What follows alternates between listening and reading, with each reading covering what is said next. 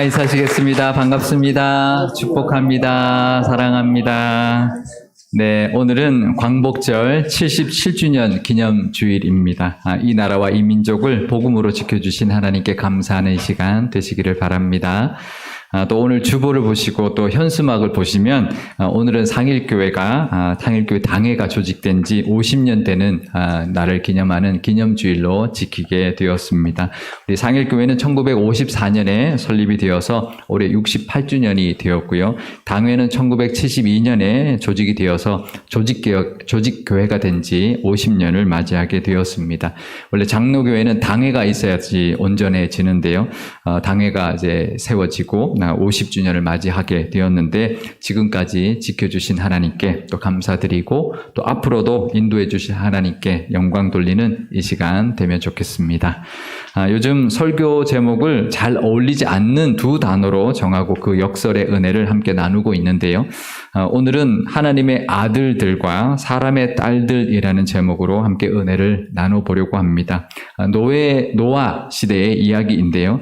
그때나 지금이나 또 이스라엘 백성들 때나 지금이나 그 영적인 모습은 거의 동일하다라는 것을 깨달을 수가 있습니다. 이 말씀으로 광복 77주년을 맞이한 우리나라와 또 당회 50주년을 맞이한 우리 교회 그리고 우리 각자에게 주시는 하나님의 음성을 들으실 수 있기를 바랍니다. 오늘 본문은 사실 난해 구절이라고 합니다. 그러니까 좀 해석하기가 조금 난해한 좀 어려운 그런 구절 중에 하나인데요. 하나님의 아들들은 누구인가 또 사람의 딸들은 누구를 가리키는 것인가 하는 것인데요. 학자들마다 의견이 좀 분분합니다. 여러 의견이 있지만 크게 세 가지로 분류할 수 있는데요. 그 첫 번째 견해는 하나님의 아들들을 천사로 보는 견해입니다. 왜냐하면 욥기에서 천사를 하나님의 아들들이라고 표현했기 때문인데요. 욥기 1장 6절 말씀입니다. 하루는 하나님의 아들들이 와서 여호와 앞에 섰고 사탄도 그들 가운데 온지라. 우리가 욥기를 잘 아시죠? 욥을 시험하기 위해서 사탄이 하나님 앞에 왔을 때 하나님의 아들들이 그때 하나님 앞에 서 있었다라고 하는데 천사를 가리키는 말이었습니다. 그래서 구약 성경을 헬라어로 번역한 70인역이라는 번역이 있는데 이스라엘 백성들이 바벨론으로 끌려가서 히브리어를 잃어버렸습니다. 그래서 바벨론 언어인 아람어를 사용하고 있어서 히브리어로 된 성경을 제대로 읽을 수가 없었습니다. 그래서 그 당시 세계 통용어였던 헬라어로 구약 성경을 번역한 것이 70인의 학자들이 번역했다 해서 70인역이라고 하는데 그 70인역에서는 이 본문의 하나님의 아들들을 하나님의 천사들이라고 번역을 했습니다. 그래서 오늘 본문에 나오는 4절에 있는 네피림이라는 존재를 천사와 사람 사이에서 태어난 신화적인 존재로 보는 그런 주장입니다.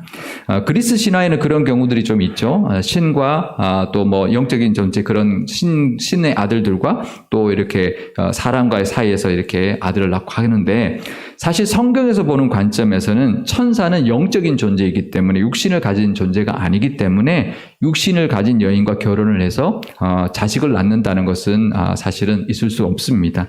그래서 이 견해는 성경적이지가 않아서 받아들이기가 어렵고요. 또 하나의 견해는 하나님의 아들들을 왕이나 통치자로 보는 견해입니다. 그러니까 왕이나 이런 권력 있는 사람들의 보통 일반 사람들의 딸들을 이렇게 이제 아내로 삼았다 이렇게 보는 건데요. 왜냐하면 그 당시 고대 근동에서 왕이나 통치자를 신의 아들이다 이렇게 여겼기 때문인데요. 하지만 하나님이라고 번역한 이 히브리어 엘로힘 앞에 하라는 정관사가 붙어 있습니다. 하 엘로힘 이렇게 되어 있습니다.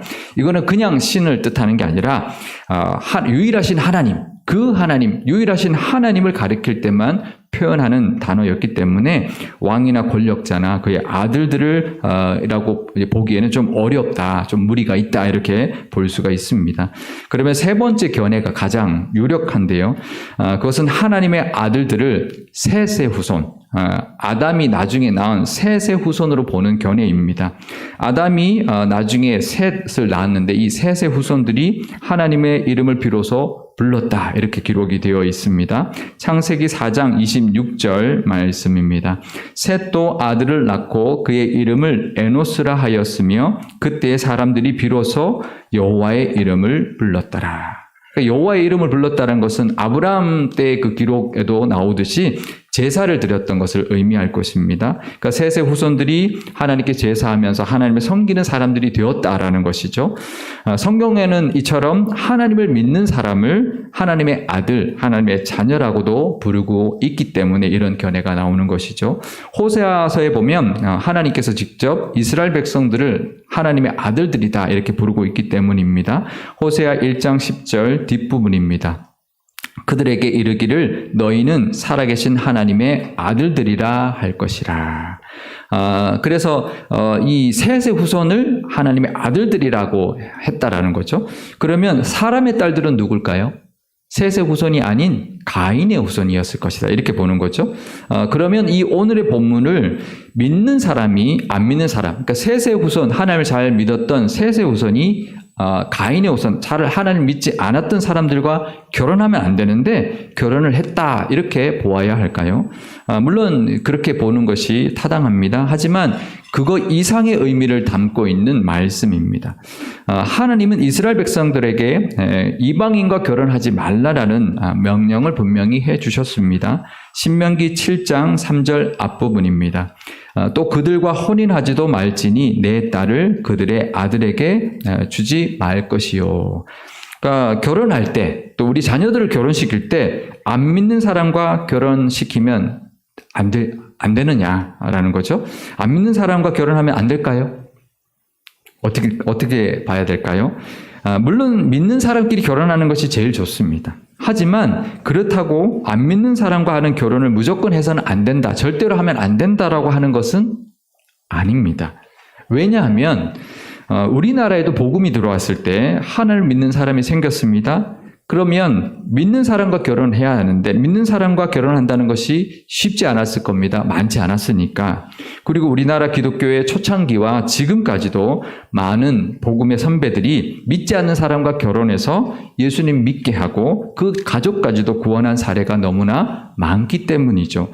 믿지 않는 집에 시집을 와서 믿지 않는 집에 시집을 가서 그 집안 사람들을 다 전도하고 믿음의 가정으로 만든 분들도 있고, 안 믿는 집에 시집을 왔는데 그 믿는 집에서 예수님을 영접하게 되고 권사까지 되어서 남편보다 오히려 더 믿음이 귀하게 된 경우도 참 많이 있기 때문입니다. 물론 아내 경우뿐만 아니라 남편의 경우들도 그런 경우가 많이 있죠. 또 예수님의 족보에도 이방인이 둘이라 나오기 때문입니다. 보아스의 어머니 라합은 여리고성의 기생이었습니다. 또 보아스의 아내가 되었던 룻도 모압 여인이었습니다. 보아스는 다윗 왕의 증조 할아버지였는데 이스라엘 백성들이 그렇게도 존경하고 위대한 왕으로 추앙했던 이 다윗의 아주 가까운 조상 중에 이렇게 이방 여인이 둘이나 있었는데도 하나님은 그것을 전혀 문제 삼지 않고 다윗을 왕으로 삼았고 예수님의 조상으로 삼아 주셨던 것이죠. 오히려 예수님의 족보에까지 그 여인들의 이름, 이방인 여인들의 이름까지 올려서 밝히지도 않아도 되는 그 여인들의 이름을 굳이 밝히고 있는 것입니다. 이것은 이방인과의 결혼이 무조건 안 된다라는 것은 아니다라는 것을 알 수가 있는데요. 그러면 안 믿는 사람과 결혼해도 아무 상관없다는 말일까요? 그건 또 아닙니다. 안 믿는 사람과 결혼해도 된다는 말일까요? 안 된다는 말일까요? 이방인과의 결혼을 금지한 신명기의 말씀을 우리가 자세히 봐야 합니다. 신명기 7장 3절 뒷부분과 4절 말씀입니다. 내 딸을 그들의 아들에게 주지 말 것이요 그들의 딸도 내 며느리로 삼지 말 것은 그가 내 아들을 유혹하여 그가 여호와를 떠나고 다른 신들을 섬기게 함으로 여호와께서 너희에게 진노하사 갑자기 너희를 멸하실 것임이니라. 아멘. 그러니까 그 이유가 결혼으로 말미암아 하나님을 떠나고 이방인을 섬기게 되어서 결국 망할까봐 그랬다라는 것입니다. 그게 이유라는 거죠. 그러면 오늘 본문으로 다시 돌아와 보겠습니다. 창세기 6장 2절 말씀입니다. 하나님의 아들들이 사람의 딸들의 아름다움을 보고 자기들이 좋아하는 모든 여자를 아내로 삼는지라.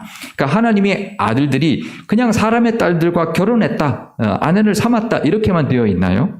아니죠. 그 이유가 나와 있습니다. 사람의 딸들의 아름다움을 보고 자기들이 좋아하는 모든 여자를 아내로 삼았다라고 그 이유를 분명히 밝히고 있습니다. 사람의 딸들과 결혼한 것이 문제가 아니라 사람의 딸들의 아름다움을 보고 결혼한 것이 문제라는 것이죠. 그게 그거 아닌가요? 아닙니다. 다릅니다.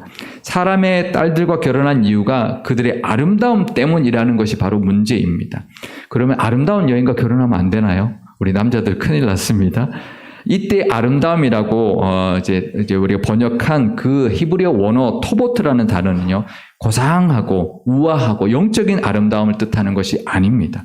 아주 감각적이고 육체적인 아름다움을 뜻하는 말입니다. 그러니까 배우자를 택하는데 외모만 보고 육체적인 감각을 만족할 만한 목적으로 아내를 삼는 것, 지극히 세상적이고 정욕적인 모습이었다라는 것이죠. 그러면 이 결혼이 믿지 않는 여인을 아내로 데려와서 또 믿는 사람으로 만들어갈 수 있었을까요? 아닙니다. 오히려 그 반대였습니다. 오히려 하나님의 아들들이 더 세상적으로 끌려가게 되었던 것이죠. 사람의 딸들을 아내로 맞아야 하나님의 딸로 만든 결혼이 아니라, 그러면 괜찮은데 하나님의 아들들이 오히려 사람의 딸들을 아내로 맞아서 하나님의 아들들이 사람의 아들이 되어버린 그런 경우였던 것이죠. 그러니 안 되었던 것입니다. 하나님의 아들들이 사람의 딸들의 아름다움을 보고 결혼했는데 그 이후에 세상이 어떻게 되었는지 성경은 분명히 기록해주고 있습니다. 어떻게 됐을까요? 그렇게 살아간다면 창세기 6장 11절에서 12절 말씀입니다. 그때에 온 땅이 하나님 앞에 부패하여 포악함이 땅에 가득한지라. 하나님이 보신즉 땅이 부패하였으니 이는 땅에서 모든 혈육 있는 자의 행위가 부패함이었더라. 이 말은 이 가인의 후손뿐만 아니라 셋의 후손도 똑같이 되었다라는 겁니다. 온 땅이 하나님 앞에 부패해졌다라는 거죠. 그런데 이상하지 않습니까? 아름다움을 쫓아갔는데 세상은 부패해져 갔다는 겁니다. 그 아름다움의 끝이 부패라는 것이죠. 그렇습니다. 세상의 아름다움이 그런 것입니다. 잠깐 아름다운 것이고 허무한 것이며 영원하지 않는 것입니다. 세상의 아름다움은 참된 아름다움이 아니기 때문이죠. 결국 하나님의 아들 중에서 노아를 빼고는 남은 믿는 사람이 하나도 없었던 것이고, 그러니 다 멸망당하고 말았던 것입니다. 하나님이 신명기에서 말씀하신 것과 똑같은 모습이 되었던 것이죠. 신명기 7장 4절 뒷부분입니다. 여호와께서 너희에게 진노하사 갑자기 너희를 멸하실 것임이니라. 그러니까 그 결과가 멸망이었는데 하나님의 명령을 어겼기 때문이 아니었습니다. 그 길이 그냥 망하는 길이었습니다. 하나님은 그 길이 망하는 길이기 때문에 그렇게 하지 말라, 그 길을 가지 말라고 하신 것이었습니다. 그래서 바벨론으로 포로로 끌려간 후에 나중에 귀환을 해서 이스라엘 백성들을 보니까, 이 에스라가 와서 보니까 이방 여인들을 아내로 삼는 그런 결혼한 모습을 보았습니다. 그래서 이방 아내들을 다 내쫓았는데요. 에스라 10장 3절 말씀입니다. 곧 내 주의 교훈을 따르며 우리 하나님의 명령을 떨며 준행하는 자의 가르침을 따라 이 모든 아내와 그들의 소생을 다 내보내기로 우리 하나님과 언약을 세우고 율법대로 행할 것이라. 그러니까 지난번에 에스라의 말씀을 묵상하면서 좀 너무 매정한 거 아닌가? 그 여인들의 죄는 무슨 죄고 또 소생들은 무슨 죄인가? 이제 이렇게 좀 생각할 수 있었는데요. 나라가 망했다가 이제 겨우 다시 돌아왔잖아요. 그러니 그 이방 여인들, 아내로 삼은 이방 여인들 때문에 또다시 이스라엘이 망할 수는 없었기 때문에 에스라가 아주 단호하게 결단을 내렸던 것이죠. 물론 억울한 경우도 있었을 수 있습니다. 그렇지만 이제 단호하게 우리가 더 이상 그럴 수는 없다, 이렇게 단호하게 에스라가 결단했던 것이죠. 그렇다면 오늘 이 말씀의 이 문제는 단순히 결혼에 관한 문제를 넘어선다라는 것을 우리가 알 수 있습니다. 그러니까 결혼이란 문제를 넘어서 믿는 사람이 어떻게 살아야 하느냐, 무엇을 추구하며 살아야 하느냐, 어디에 가치를 두고 살아야 하느냐라는 말씀의 문제라는 것이죠. 나는 믿지 않는 사람과 결혼하지 않았습니다. 우리 자녀들 다 믿는 사람하고 결혼했으니 이 말씀에서 나는 자유롭습니다라고 말해서는 안 된다라는 것이죠. 왜냐하면 우리 앞에는 늘 세상의 아름다움과 외적인 그런 우리의 욕구를 불러일으키는 그런 유혹이 늘 있기 때문이죠. 이 땅을 살아가면서 부패하지 않고 살려면, 하나님이 주신 복을 누리면서 살려면 세상의 아름다움에, 그런 화려함에 미혹당해서는 안 된다는 것입니다. 오늘 본문을 보면 히브리어의 그 어순이 참 중요합니다. 우리 한국말은 하나님의 아들들이 사람들의 딸들의 아름다움을 보았다, 이렇게 어순이 되어 있지만 히브리어 원문의 어순은 이렇게 됩니다.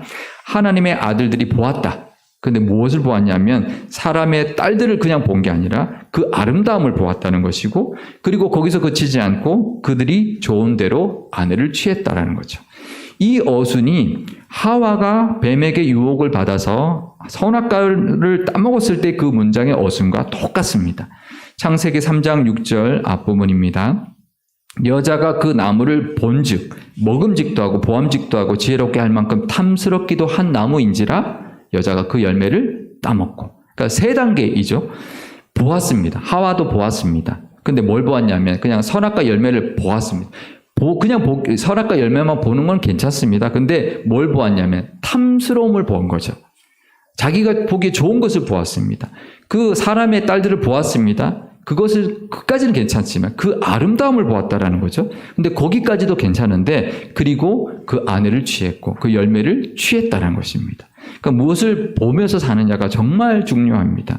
세상의 아름다움, 세상의 탐스러움을 보고 살다 보면 욕심이 생깁니다. 자꾸 화려한 거, 그런 것들을 자꾸 보다 보면 우리 속에서도 자꾸 욕심이 생기죠. 그러면 그 욕심이 잉태하여 하나님이 기뻐하지 않는 행동을 하게 되고 그것이 죄를 낳는 모습이 되는 것입니다. 그리고 그 죄가 장성하면 결국 망하게 되는 것이죠. 그래서 야고보 1장 15절에 이렇게 말을 합니다. 욕심이 잉태한 즉 죄를 낳고 죄가 장성한 즉 사망을 낳느니라. 그러니까 결국 이 노아 때도 그랬고 이스라엘 때도 그랬고 지금 우리에게도 똑같은 것입니다. 그러니 오늘 이 말씀은 결혼을 넘어서는 진리를 우리에게 전하고 있는 것입니다. 세상의 화려함, 세상이 보이는 것에 현혹되며 살지 말아라는 것이죠. 정욕 따라 살면 망한다라는 말씀입니다. 하나님이 명령하셨기 때문이 아니라 그 길이 망하는 길이기 때문입니다. 그 길이 허무한 길이기 때문이고 헛되고 헛된 길이기 때문입니다. 솔로몬은 믿음의 사람이었습니다. 세상의 아름다움, 부, 명예, 권력을 마음껏 누렸던 사람이었습니다. 하지만 그의 말년의 고백이 헛되며 헛되고 헛되다라고 고백합니다. 헛되다라는 것은 5번이나 말합니다. 전도서 1장 2절 말씀입니다. 전도자가 이르되 헛되고 헛되며 헛되고 헛되니 모든 것이 헛되도다. 이 솔로몬이 그랬으면, 세상에 그 모든 것을 누렸던 이 솔로몬이 이렇게 고백했다면 그 지혜자의 말을 우리가 권면을 들어야 합니다. 믿는 자로서 세상의 꽃과 안개 같은 그 아름다움과 영화를 쫓아다니는 것이 아니라 하나님 안에 있는 참된 아름다움, 영원한 기쁨을 볼 수 있어야 합니다. 세상 보지 말고 하나님을 바라보고 세상을 살아야 합니다. 우리가 세상에서 살아야죠. 하지만 세상에서 열심히 살고 세상에서 살지만 세상이 보여주는 것을 보는 것이 아니라 하나님이 보기를 원하시는 것을 보면서 열심히 살아야 합니다. 내가 보기에 좋은 것이 아니라, 내 소견에 옳은 것이 아니라 하나님이 말씀하시기 때문에 하나님 말씀하시는 그것을, 그 좋은 것을 택하며 살아야 한다는 것입니다. 가인의 후손 중에는요, 목축업을 했던 유발이라는 가문도 있었고, 음악가가 된 야발이라는 가문도 있었고요. 금속으로 각종 도구를 만들었던 두발가인이라는 가문도 있었습니다. 그러니까 문명이 생겨나고 문화가 발달했죠. 얼마나 편리하고 많은 문화들이 발달했겠습니까? 또 하나님의 아들들이 사람의 딸들과 결혼해서 낳은 자식 중에는 네피림이라고 하는 거인 장수들이 있었습니다. 그러니 용사였죠. 그래서 명성을 떨쳤고 권력도 잡았을 겁니다. 하지만 그런 문화를 발달시키고 그런 권력을 잡았고 많은 것들을 누렸던 그 사람들에게 하나님은 이렇게 말합니다. 그저 육신이 된 것이다. 그리고 그들의 날은 120년이 있으면 홍수 속으로 사라지게 될 것이다. 그러니까 120년 동안 기다려주신 것이죠. 방주를 짓는 그 시간 동안 기다려주셨지만 그들은 끝내 돌아오지 않았습니다. 창세기 6장 3절 말씀입니다. 여호와께서 이르시되 나의 영이 영원히 사람과 함께하지 아니하리니 이는 그들이 육신이 됨이라. 그러나 그들의 날은 120년이 되리라 하시니라. 하나님의 아들이 육신이 됐다는 말은 결국 사람의 아들이 되었다라는 것이죠.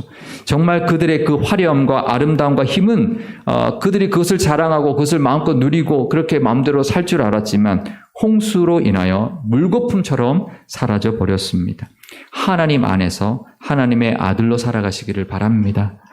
에녹처럼 노아처럼 하나님과 동행하며 하나님이 보여주시는 것을 보시며 하나님의 말씀을 따라 살아가심으로 참된 아름다움, 영원한 기쁨을 누리며 사시기를 바랍니다. 광복 77주년을 맞이한 이 나라와 이 민족도 또 당회 50주년, 교회 창립 68주년을 맞이한 우리 상일교회도 하나님이 보여주시는 것을 보면서 또 하나님이 인도하시는 대로 나아갈 수 있기를 바랍니다. 마치 노아가 방주 안에서 살았던 것처럼, 그러니까 방주 안에 살았다는 것 참 상징적인 것을 알았어요. 그러니까 우리가 열심히 하루를 살아가고 살아갑니다. 하지만 방주 안에서 살아갔습니다. 이게 이 방주가 어디로 갈지, 앞으로 어떻게 될지 몰랐습니다. 하지만 그 1년이라는 그 기간 동안 방주 안에서 노아는 열심히 살았습니다. 모든 것을 하나님께 맡기고 하나님의 말씀에 순종하고 하나님의 뜻대로 하나님이 말씀하시는 대로 살았습니다. 우리도 방주 안에 사는 것처럼 그렇게 열심히 하루를 살아가시기를 바랍니다. 세상에 눈독 들이지 말고 하나님 안에서 살아가시는 저와 여러분 되시기를 바랍니다. 그러면 하나님께서 그 믿음에 합당한 새로운 시작을 예비해 주실 것이고 열어가 주실 것입니다.